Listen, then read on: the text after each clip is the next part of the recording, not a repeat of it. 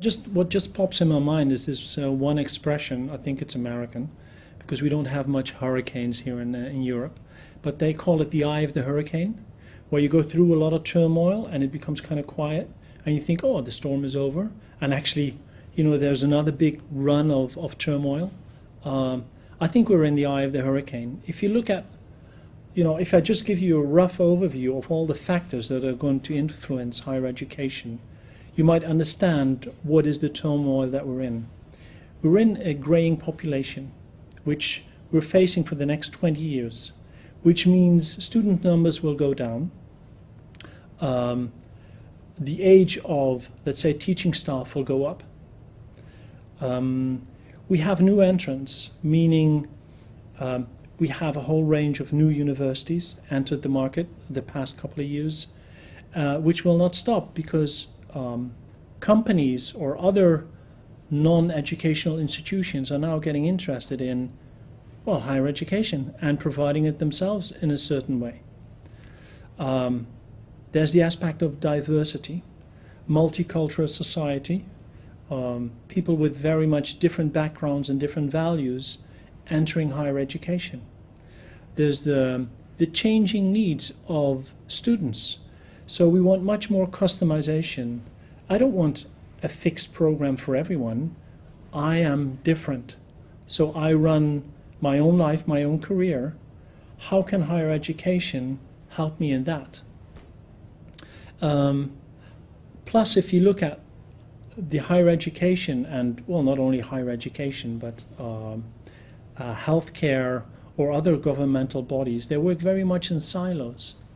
So if you put all those threats or challenges on one stack, and then you look at how higher education is responding, I might say they are responding, but the speed of response and the magnitude is not big enough. So I like the way they respond. I will give you some, a characteristic of how I think that looks like. But I think the sense of urgency is much higher. And what I fear is that it's not being recognized institutionally wide. So everybody's seeing it in their own individual role. But as an institution, there's no, let's say, critical mass moving in one direction. And I think that's where the investment should be for the near future. So just to elaborate a little bit more, what I think is happening here in the UK, and I can compare it a little bit what is happening on the continent, and I think here in the UK we're much further in stimulating higher education to change. So that's why I like working here in the UK, is there's a whole range of initiatives and pressures to change by government, by students, by other bodies that either challenge or stimulate higher education to change. Also within higher education there are a number of initiatives within the institutions themselves, but they're scattered and they're diverse. I think that's a good thing, because I don't think there's one ultimate solution that fits a whole institution. I think we have to find the good pieces in all those different things. I think the total volume of initiatives is large, which is also a good thing, because I think if we don't keep up with this magnitude of, well, let's say initiatives, given the pressure that is there, we definitely will not be able to do the change within the years that we need it. So the large volume is there, but what I think is missing is, I think the downside of that is that within certain institutions, and even certain institutions get overloaded.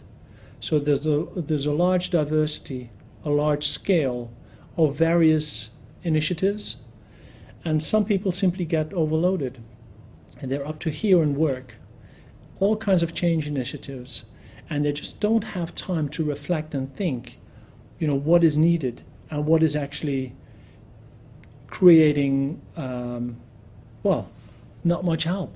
No?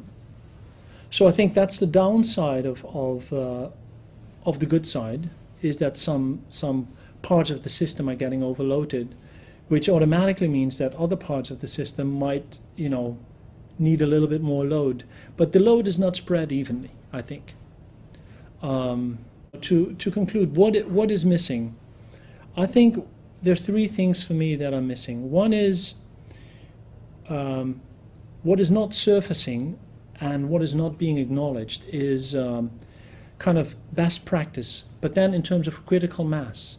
So we need more initiatives where people come together in conferences or seminars or other ways of organizing, let's say, the best practice that is out there, because we're doing a lot and it's very diverse and there are lots of successes, but we can't seem to bring them together so they can be disseminated to the wider community so that it works in an inspiring way.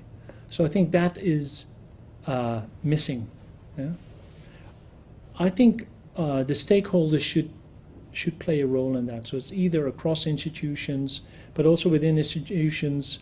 The way SEPTA does it, they try to bring together people who are interested in it, in change, creativity, and try to disseminate best practices, not only by slides or let's say folders or brochures, but real events where people can experience something. So I think that's missing, surfacing and acknowledging critical mass in best practice. That should be. The second thing, which I think is also important, is bringing together role models. So you do it very elegantly here within the institution. You try to bring in staff, teachers, students who are a role model in their own community when it comes to making the change.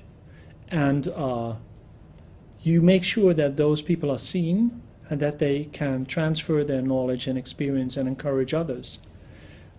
That's nice that you do this here in the Institute, but we need it across the UK. And Higher Education Academy and Leadership Foundation should play an important role in that. And I think we're not doing that enough. I think we can go much further than that. We should work with that community of role models in much more an active way. Not only inviting them as speakers, but can we buy them, or can we, fund them in making some time free and available to help other institutions or across institutions making the change. So I would definitely encourage that. And well, I think the third thing is we need to work across the silos within an institution, but also across the institutions. We need to work in kind of multidisciplinary ways within the institutions, but across the silos. So teamwork, a team within industry, team has been seen as the smallest entity to create successful change and creativity and innovation. And those teams are there already being built across the silos. There are many best practices in that area. What I found striking is, which says something about higher education, is we're not doing that in higher education. Yes, we work within a department and start to use the team approach there, but across departments, pushing topics that are on the agenda of the whole institution, and then doing that from across departments, teams, also at various levels of influence and different disciplines. We're not doing that enough. So I think that would be a third point to pursue.